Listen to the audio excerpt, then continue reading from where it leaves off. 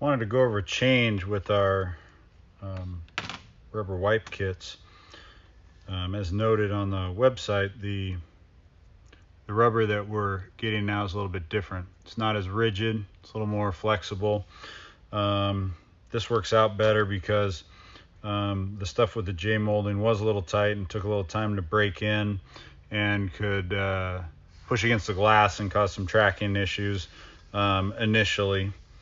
This is also not quite as tall, so once installed it doesn't stick up quite as far.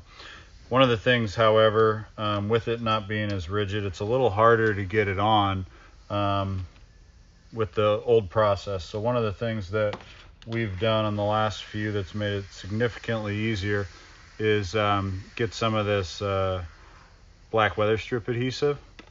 And so what we'll do is we'll put a little bit down inside this channel on the hem piece that's supplied. Wait a little bit, 10-15 minutes, let it tack up so that way it's gummy, and then you can install the rubber, and it actually does a really good job of holding it into place. And then once it fully cures, it's even more secure in your stainless window trim.